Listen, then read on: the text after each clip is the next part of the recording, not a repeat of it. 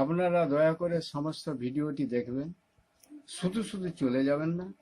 Like বা dislike, কোনো প্রশ্ন থাকলে কমেন্ট বক্সে কমেন্ট করে জানাবেন, আমরা উত্তর দেওয়ার চেষ্টা করব।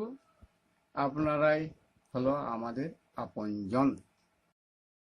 শুরুর আগে প্রথমে জানাই পূজনীয় ভগবান পরমাত্মা ও আমাদের জন্মদাতা মাতা পিতাকে প্রণাম। আরও সম্মানীয় মাননীয় জ্ঞানী গুণীগণ সমূহ এবং ভাই বোনদের মঙ্গল কামনা জানাই। তার সঙ্গে ইউটিউবের দর্শক শ্রোতা মণ্ডলীদের নমস্কার। বলা যাক, শহরে গ্রামে গঞ্জে কুর্মী ও কিছু অন্যান্য সম্প্রদায় ভুক্ত এই অনুষ্ঠিত করম ও যাওয়া পরব করে থাকে। তার সাথে সাথে ইউটিউবের এই বইটি লেখনী চিত্র দেখে নেবেন। শুরুতে প্রসঙ্গ বিষয়টি বলে নি। প্রসঙ্গ কথা, মানব জীবন পূজা পার্বণ উৎসব অনুষ্ঠানে ঘেরা, কিন্তু আমরা কখনোই ভেবে দেখি না এগুলি কোথা থেকে এলো, কেনই বা এলো, জীবনে এদের প্রয়োজনীয়তাই বা কতটুকু। উৎসব অনুষ্ঠানগুলি কি কেবল নিছক কাল্পনিক গল্প ও ছেলে খেলা? আমাদের পূর্বপুরুষেরা দয়া করে আমাদেরকে অধ্যাত্ম যোগের অধিকারী করার জন্য এইসব উৎসব অনুষ্ঠানের মধ্য দিয়ে সেই গুপ্তঘরের দরজা খোলার ব্যবস্থা করে দিয়ে গেছেন। সাধন সিদ্ধ ভারতবর্ষ কখনোই পরম পুরুষ বা ভগবানকে ছেড়ে বা বাদ দিয়ে উৎসব করে নাই। উৎসবের অন্তরে একবার ঢুকতে পারলে আমাদের তিতাব জ্বালা চিরদিনের জন্য চলে যাবে। কিন্তু অত্যন্ত দুঃখের কথা, আমরা কখনোই ভিতর ঘরে ঢুকে রহস্য ভেদ করে ভারতের মর্ম কথা শোনার চেষ্টা করিনি। বরঞ্চ অজ্ঞান অহংকারে মত্ত হয়ে এগুলিকে কুসংস্কার মনে করে অবজ্ঞায় নাক ছিটকেছি। যা বুঝতে পারিনি বা অল্প জ্ঞানে ধারণা হয়নি তাকে মিথ্যা বলে চালিয়ে দিয়েছি। যা হওয়ার হয়েছে, আর দেরি নয়। চলুন এবার উৎসবের রহস্য ভেদ করে জীবনকে উৎসবময় করে তুলি। প্রকৃতি শক্তি চৈতন্য স্বরূপকে কেন্দ্র করে লীলা করে থাকেন, তাকে লাভ করতে হলে প্রকৃতির যথার্থ উপাসনা দরকার। 12 মাসে 13 পার্বণ, তার মধ্যে অন্যতম হচ্ছে করম। 13 পার্বণে আরো আছে, অনেক পরব আছে, কিন্তু করম এইখানে করম সম্বন্ধেই বলার বিষয়বস্তু। করমটা কি, বা এই যে এইখানে করম ডাল নিয়ে আমরা করছি, এই যে করম ডাল কেন? পবিত্র তো অনেক গাছ ছিল, অসুস্থ গাছ, বট গাছ, শাল গাছ, কিন্তু না, এইখানে আমরা করম ডাল, এখানে করম ডাল বলে প্রকৃতির একটা গাছের নাম আছে করম। আমাদের উদ্দেশ্যটা হচ্ছে করম, প্রকৃতি পূজারী, আমরা প্রকৃতিকে পূজা করে থাকি। এত করম কথাটা, তাহলে করম কথাটার মানেটা কি? কেন তাহলে করম করছি, ব্যবহার করছি? করম কথাটার মানে হচ্ছে যে তিনটে অক্ষরে ক, র, ম। তাহলে কটা কি? কটা হচ্ছে কর্ম। এই কর্মটা কত রকম কর্ম আমাদের মধ্যে? না, সকাম আর নিষ্কাম। সকামটা কি? না, সকাম কর্ম হচ্ছে আমার নিজের জন্য করা। আমরা হচ্ছি ওই যে বললাম যে পরব, আবার পরব কথাটা আছে পঞ্চভূতের শরীর, আমাদের পঞ্চ মহাভূতের শরীর, অর্থাৎ আমরা প্রকৃতি, আমার দেহটাই প্রকৃতি। অর্থাৎ প্রকৃতিটা কি না, যে বস্তু ক্ষয় হয় সেটাই হচ্ছে প্রকৃতি। তাহলে আমাদের শরীরটাও ক্ষয় হয়, এত এটা প্রকৃতির মধ্যে পড়ে। তাহলে প্রকৃতির পূজারী আমরা কি করছি? সে নিজের জন্য চিন্তা, সে নিজের জন্য যেটা চিন্তা করছি সেটাই হচ্ছে সকাম। আর প্রকৃতি পূজার যদি কথা বলি বা প্রকৃতি দেবতার যদি কথা বলা হয়, অর্থাৎ সেটা হচ্ছে কি না, নিষ্কাম কর্মের মধ্যে পড়ে। কারণ আমার নিজের জন্য নয়, আমার কিসের জন্য না, যে প্রকৃতিটাকে আমাকে নিয়ে ঘুরছে, নিয়ে বেড়াচ্ছে, নিজের চেতন শক্তি রাখছে, তার জন্য করা, সেইটাই হচ্ছে নিষ্কাম কর্ম। আর বাকিটাই হচ্ছে সকাম কর্ম। এই নিষ্কাম কর্মটা করছি, নিষ্কাম কর্ম করতে গেলে আমার নিষ্কাম প্রেমের দরকার, নিষ্কাম ভালোবাসার দরকার, না হলে তো হতে পারে নাই। এত নিষ্কাম প্রেমের সাহায্যে মুক্তি হওয়া, অর্থাৎ করলে আমার ধর্ম হবে, ধর্ম হলে আমার মুক্তি হবে। এইখানে সেই জন্য উদ্দেশ্য করেছে কর্ম এবং ধর্ম একটা গল্প নিয়ে এসেছে। মানে দুজন ব্যক্তিকে কেন্দ্র করি, কারণ দুটোই ব্যক্তি। যদি ধরে নিই তাহলে দুটো ব্যক্তি, এক হচ্ছে কর্ম আর এক হচ্ছে ধর্ম, অর্থাৎ কর্ম আর ধর্ম। আপনারা দেখবেন যে গীতায় একটা কথা আছে, প্রথম শ্লোকেই কথা আছে, কুরুক্ষেত্র কথাটা আছে, কুরুক্ষেত্র আর ধর্মক্ষেত্র করা আছে। অর্থাৎ কুরুক্ষেত্রটা কি, আমার দেহটাই তো কুরুক্ষেত্র। আমরা প্রতিনিয়ত আমরা লড়াই করছি, কার সাথে? শত্রুদের সাথে লড়াই করি, এবং লড়াই করি আমাকে উঠিয়ে আসতে হচ্ছে ধর্মক্ষেত্রে। সেই রকম হচ্ছে এইবারে হচ্ছে কি যে না করম, এই জন্য করম হলো পরব কথাটা আসছে। তাহলে পরব কথাটা কেন আসছে? তাহলে তো পূজা কথাটাকে করম পূজা বা করম পরব দিয়ে পূজা কেন কথাটা আছে? পরব কথাটা কি? পরব হচ্ছে কি পরব, তিনটা অক্ষর। এটাও দেখুন করম আর পরব। এই পরব, পটা কি? পটা হচ্ছে আমার পঞ্চভূতের শরীর। এই যে পঞ্চভূতের শরীরটাই হচ্ছে আমার প্রকৃতি। এই প্রকৃতিকে আমাকে কোথায় নিয়ে যেতে বলছে? কর্মে নিয়ে যেতে বলছে। কিসে? না পরবের মাধ্যমে। অর্থাৎ পঞ্চভূতকে আমার নিষ্কাম ভাবে, ওই যে নিষ্কাম কর্মের মধ্যে ব্যক্ত করতে বলছে। ব্যক্ত মানে কি? আমাকে জ্ঞান অর্জন করতে বলছে। ব্যক্ত হচ্ছে জ্ঞান অর্জন করি, সেই জ্ঞান অর্জন করি আমাকে মুক্তি লাভ করতে হবে। অর্থাৎ আমাকে যেন আর মানুষ জন্ম না হতে হয় বা এই কষ্টের মধ্যে না আসতে হয়, সেইটাই হচ্ছে এখানে ছোট ছেলে মেয়েরাকে বুঝাবার চেষ্টা করা হয়েছে ধর্ম এবং কর্ম দিয়ে। এইখানে হচ্ছে কি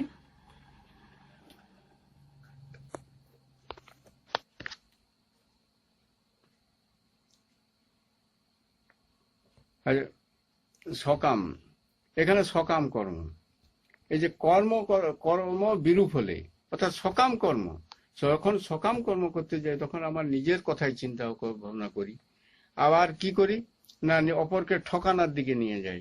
না ঠকাতে গেলে তো আর সকাম নিজের মধ্যে অর্থ আসতে পারে না। সেই অর্থের বেশি চিন্তা ভাবনা করার ফলে আমরা কি করি না নিজেকে অধর্মের পথে পরিচালিত হয় এবং অধর্ম হয়ে থাকে।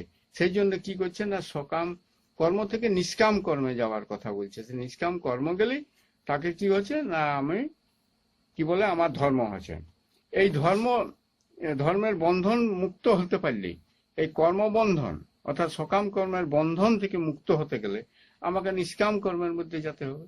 সেই জন্য ছোট ছেলে মেয়েরাকে আমরা করম ডালকে উদ্দেশ্য করি, করম ডালাটাকে উদ্দেশ্য করি। কি বলা হচ্ছে না দেখো তোমাদের কর্মটা যেন এইরকম হয়। কিন্তু আমরা কি করছি? আমরা কিন্তু ব্যাখ্যা করে দিচ্ছি না, আমরা বুঝাচ্ছি না, ছোট বাচ্চাকে বুঝাচ্ছি না। আগে যেমন গুরুগৃহে কি শিক্ষা দিত?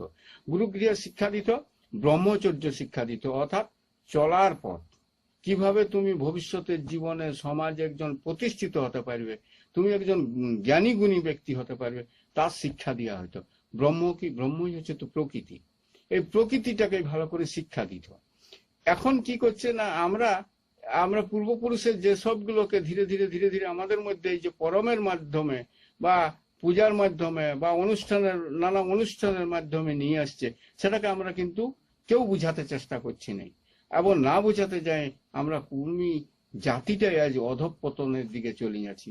মানে আমরা যে সর্বোচ্চ শিখরের জ্ঞানী ব্যক্তি ছিলি, আমরা সর্বোচ্চ শিখরের যে একজন বিজ্ঞ ব্যক্তি ছিলাম, সেটা থেকে আমরা অবলুপ্তি হয়ে আজকে আমরা অপরের সংস্কৃতিতে, অপরের সাংস্কৃতিক অনুষ্ঠানে আমরা মত্ত হয়ে গেছি।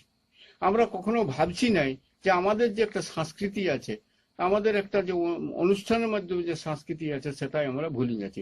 আমরা কি করছি সেই অতীতের, যেমন বলছি না সভ্য জগতের সাথে কি আধুনিকীকরণ হচ্ছে, আমার নিজের সংস্কৃতি ভুলি যাই। কখনো আমরা অধঃপতন থেকে উঠতে পারবো না, উন্নতির শিখরে আসতে পারবো না। প্রথম হচ্ছে নিজের আমার সংস্কৃতিকে দিয়েই আমাকে উত্থিত হতে হবে, উদ্ধার হতে হবে। এবং এই বিষয়বস্তুটাকে জানার জন্য আজকে ওই আমরা বাধ্যবাধকতা হয় এই কর্ম সম্বন্ধে প্রথম লেখনী শুরু করলাম, যে কর্ম দিয়েই শুরু করা যাক। এত এই কর্ম দিয়ে শুরু করতে যাই দেখা যাচ্ছে যে বিষয়বস্তু হচ্ছে অনেক প্রশ্ন উঠে আসছে। প্রশ্নগুলো হচ্ছে যে ওই 13 নদী, আবার হচ্ছে কি 7 সমুদ্র, এ কথাগুলো অনেকে প্রশ্ন উঠতে পারে। আবার গরু, ঘোড়া, এই বিষয়গুলো আসছে, কিন্তু এগুলোকে উদাহরণস্বরূপ বলা হয়েছে এবং বইটাতে আপনারা ভালো করে দেখবেন। যদি কোনো অসুবিধা হয় আপনারা পাঠাবেন, লিখিত ঠিকানা দেওয়াই আছে আমাদের। আমরা চেষ্টা করব মোবাইল নাম্বার দেওয়ার জন্য, যে প্রকাশক উনার ইয়েটা দেওয়ার জন্য আমরা চেষ্টা করব এবং দিয়েও দিব। আপনারা সেই করবেন, মোবাইল দিয়ে জানার চেষ্টা করবেন। আমরাও যতদূর সম্ভব মানে কি বলবো উত্তর দেওয়ার চেষ্টা করব। কারণ আপনারাও বুঝতে পারছেন আমরাও কাঁচা হাতের, আমরাও দীর্ঘদিন ধরে বিষয়টাকে করিনি। আমরা এই সবেমাত্র শুরু করেছি, অল্প জ্ঞান নিয়ে। আমরা এত বড় জ্ঞানী ব্যক্তি নই, আমরা প্রতিষ্ঠিত লেখকও নই। আমরা বিষয়টা কাঁচা হাতের লেখা, কাঁচা হাতের। আপনারা অনেকে জ্ঞানী ব্যক্তি আছে, আমরা তাদেরও পরামর্শ চাইছি, যে সে আমরাকে পরামর্শ দিয়ে এবং লেখে আমরা পরে সংশোধন করার চেষ্টা করব। আমাদের ভুল থাকতে পারে, ভুল থাকা স্বাভাবিক। আবার সেই জন্য আপনাদের কাছে একটা পরামর্শ চাইছি, পরামর্শ আকারে আমরা উত্থাপন করছি। সেই উত্থাপনের জন্য আপনাদের কাছে অনুরোধও রাখছি। আপনারা কিন্তু লিখতে বা কমেন্ট করতে, মানে বুঝানোর জন্য কমেন্ট করা, ওই রকম সমালোচনা নাই। শুধু সমালোচনা বলে করা নাই, এই বিতর্ক না করি আপনারা করবেন, আমরাকে পরামর্শ দিবেন, আমরা সাদরে গ্রহণ করব। হ্যাঁ, সাদরে গ্রহণ করি, বিষয়টাকে নিয়ে আসবো।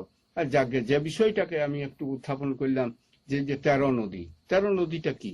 আমাদের মধ্যে 13 নদী কি? আমাদের দেখো পঞ্চ জ্ঞানেন্দ্র আর পঞ্চ কর্মেন্দ্র, আর কি আছে না ওই মন, বুদ্ধি, অহংকার। এই 3, অর্থাৎ 5 আর 5 10 আর 3 হচ্ছে 13। এই 13 নদীরটাকে আমরা অতিক্রম করা। অতিক্রম কথাটা কেন বলিস? এটা তো কোনো ওই বাস্তবে নদী নয়। নদী হচ্ছে আমার দেহের মধ্যে এই বিষয়গুলো আমাকে বেপথে নিয়ে যায়, অর্থাৎ সকাম কর্মের দিকে নিয়ে যায় বা পথবিচ্যুতি করায়। সেই পথবিচ্যুতি থেকে আমাকে সৎ পথে, সঠিক পথে চলার জন্যে, অর্থাৎ ছোট বাচ্চারাকে ওই শিক্ষার জন্য, ওই ছোটকে দিয়েই আমরাকে শুরু করার জন্য, কর্মকে কেন্দ্র করে এটা শুরু হয়। আপনারা এরপরে আমরা চেষ্টা করব গীতা বিষয়টাকে উত্থাপন করার জন্য, বা এরপরে আবার এখন লেখা চলছে। তবে ওই যে বললাম, আপনাদের পরামর্শটা একটা অবশ্যই ভুলে যাবেন না, দিবেন অন্তত। এই হচ্ছে 13 নদী। এবারে 7টা সমুদ্র আমাদের দেহে। আপনারা দেখছেন তো বিজ্ঞানে দেওয়াই আছে, বিজ্ঞানে এই বিষয়গুলো, এবং এই বিষয়গুলো দিয়ে 13টা নদী আমরা নদীকে কেন্দ্র করেছি। এটা কিন্তু বুঝাতে চেষ্টা করেছি আমরাকে, যা কারণ আমরা তো সব তো বড় বড় মানে জ্ঞানী ব্যক্তি না, সেই জন্য বুঝাতে চেষ্টা করেছে আগেকার জ্ঞানী ব্যক্তিরা। আমরা তারাকে বলবো ধন্যবাদ, তারাকে প্রণাম জানাই। মানে সবকিছু একবার হৃদয় দিয়ে আমি তারাকে প্রণাম করি, কারণ তারা এই বিষয়টাকে তুলে ধরার জন্য, বা আজকে আমরা এই বিষয়টা পেয়েছি। আমার মনে হয় যে অতীত ভবিষ্যতের যদি ছেলেরা, অতীতের ছেলেরা, মনে হয় ভবিষ্যতের ছেলেরা পাবে কি নাই জানি নাই। আমরা যেভাবে ভুলতে শুরু করেছি, সেই ভোলা থেকে আমরা স্মরণ করার জন্য আমরা এই বিষয়টাকে লেখার চেষ্টা করেছি। আর হচ্ছে কি, যে আরেকটা বিষয়, সেটা হচ্ছে 7টা নদী। 7টা নদী আমাদের দেহের মধ্যে, 7 সমুদ্র, 7টা নদী ভুল বললাম, 7টা সমুদ্র। 7টা সমুদ্র কি না, আমাদের 7টা চক্র আছে। দেখুন, 7টা চক্র আছে। হ্যাঁ, আমাদেরকে কি করতে হয়? চক্রগুলোকে আমরাকে মানে ওই যে বলে চক্রভেদ, ওই যে বলেছিল না অর্জুন চক্রভেদ করেছিল। কি চক্রভেদ করেছিল? বলে ওই যে ওইগুলো শুধু কাল্পনিক গল্প, আসল গল্পটা অন্য। আমরা সেটাকে বলি যে ধর রামায়ণ, এই মহাভারতের আর্যদের গল্প, অমুকের গল্প। দেখুন, সবকিছুকে আর্য অনার্য দিয়ে বিচার করা যায় না। বিচারটা করতে হয় ওটাকে তত্ত্ব দিয়ে বিচার করতে হয়। ওই যে বলেছিল রাম সপ্ততাল ভেদ করেছিল, সপ্ততাল গাছ ভেদ করেছিল, তার মানে এটা কি? আবার বাল্মীকি মুনি সেখানে উল্লেখই করেছে সপ্ততাল রামায়ণ রচনা হয়েছে রামের জন্মের 5000 বছর আগে। তাহলে কাল্পনিক গল্প। এই যে বিষয়টা, এগুলো বুঝার চেষ্টা। তাহলে 7টা তাল বা আমরাকে 7টা চক্র ভেদ করতে হবে। সপ্ত চক্র ভেদ করলে তবেই আমরা ওই প্রকৃতির দেবীকে আমরা পাবো। তার মানে সব কি কি না, আমার প্রথমে হচ্ছে ওই যে বললাম মূলাধার, স্বাধিষ্ঠান, এগুলো আপনারা বিজ্ঞান বইয়ে পেয়ে যাবেন। হ্যাঁ, মণিপুর, অনাহত, বিশুদ্ধ, আজ্ঞা, তারপরে হচ্ছে সহস্র। এই যে সাতটা, এই সাতটা চক্রকে আমাকে করায়ত্ত করা, ভেদ করা মানে কি, তাকে দখলে নিয়ে আসা। এই কথাটিকে আমরা ছোট বাচ্চাকে দিয়ে শিক্ষা দেওয়ার জন্য চেষ্টা করি। আর সবকিছুটাই ছোটকে দিয়েই শুরু করতে হয়। ওই বৃদ্ধ বয়সে বসে আর চক্রভেদ করা আর ওই ক্রিয়া করা সম্ভব নয়, অর্থাৎ প্রাণায়াম করা সম্ভব নয়। সেই জন্য ছোট বাচ্চাকে দিয়ে এগুলোকে করার চেষ্টা করেছে আগেকার মানুষরা। আমরাকে গল্প আকারে, আজকে আমরা গল্প আকারে নিয়ে আসি, ছোট বাচ্চাকে বলছি। অনেক গ্রামে আজকে এই করমটাই উঠতে বসেছে, করম কেউ করতে চাইছে না, ছোট বাচ্চারাকে দিয়ে করাতে চাইছে না। কি দরকার একাদশী করা, অমুক করা। এই একাদশীটা কি, আপনারা দেখুন, একাদশীটা হচ্ছে কি উপবাস থাকে, শরীর কিন্তু সুস্থ এবং সবল হয়। এইটাকেও আমরা ভুলে যাচ্ছি আজকে। এই বিষয় কে ইয়ে করার জন্য আপনারা দেখুন পরের পর যে গল্পগুলো দেওয়া আছে, এই যেমন হচ্ছে গরুর মতো যদি আমরা উদ্ধত হয়, তাহলে সেই উদ্ধত গরুকে দিয়ে শিক্ষা নিতে হয়।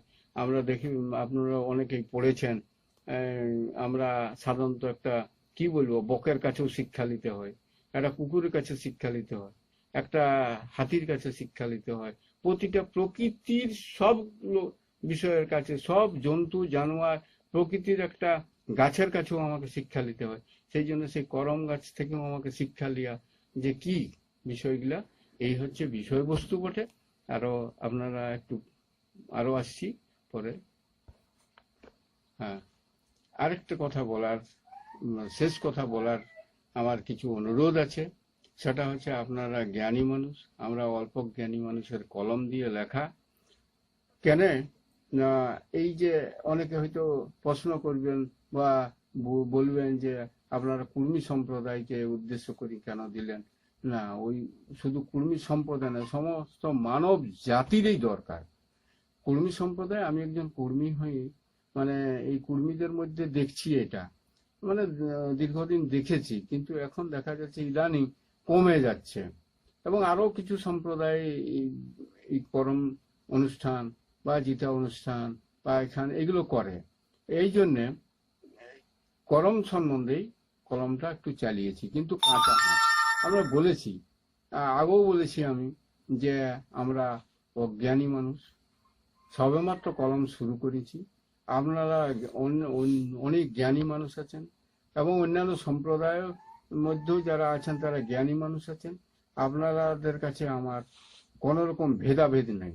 আমি যে কুর্মী সম্প্রদায়কে এই করলাম বলে আপনারা পড়বেন নাই, বইটা একটু খোঁজ নিয়ে বা জোগাড় করে, একটু কষ্ট করে জোগাড় করে আপনারা পড়তে চেষ্টা করবেন বা পড়বেন। এবং সমস্ত মতামতটা, মানে ভুল যদি থাকে, বা ভুল থাকতেই পারে, থাকা স্বাভাবিক। আমরা তো নিজেও বলেছি যে ভুল থাকলে ত্রুটি মার্জনীয় করবেন, আপনাদের জ্ঞানী গুণ দিয়ে মার্জনা করবেন। সেই জন্য আপনারা একটু সংগ্রহ করে ভালো করে পড়বেন এবং মতামতটা একটু জানাবেন লিখিত আকারে। আমরা যতটা সম্ভব চেষ্টা করব এই বিষয়টাকে সংশোধন করার জন্য, আমাদের ভুলকে সংশোধন করার জন্য। আর সর্বশেষ যেটা বলার, সেটা কোনো সম্প্রদায়ের জন্য নয়, পুরো মানব জাতির জন্য এটা আমার লেখা। এটা কোনো সম্প্রদায়ভুক্ত মধ্যে লেখা নয়, সমস্ত জাতিরই দরকার। কারণ ছোট বাচ্চারাকে আজকে সুশিক্ষা যদি আমরা না দিতে পারি, তাহলে কিন্তু আমরা কোথায় যাচ্ছি। আমরা ভারতবর্ষ যে বলছে না, ভারতবর্ষ আমরা আধ্যাত্মিকের সনাতন ধর্ম বলি, আমরা সনাতন ধর্ম বলি। এইটাই তো আমার সনাতন ধর্ম। আমার সনাতন ধর্ম হচ্ছে কি না, আমরা ও সবকিছুটাই যেটা চিরদিন আসছে, চিরদিন ধরি রাখিছি, চিরদিন ধরার জিনিস বটে, সেইটাই তো সনাতন, অর্থাৎ পুরাতন আর পুরানো।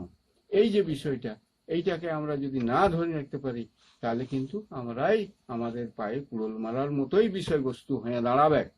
সেই জন্য আপনাদের কাছে বিশেষ অনুরোধ, আপনারা মতামতটা একটু জানাবেন এবং লিখিত আকারে জানালে ভালো হয়। এবং আমরা চেষ্টা করব চেষ্টা করব না।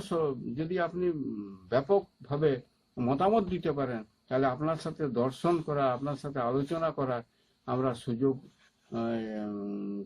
করার জন্য চেষ্টা করব, এবং প্রয়োজন হলে দেখাও করব। দেখা করি আমরা শেষ আপনাদের জ্ঞানী গুণী ব্যক্তিকে আমি নমস্কার ও প্রণাম আমরা জানিয়ে আমার এইখানে বক্তব্য শেষ করলাম।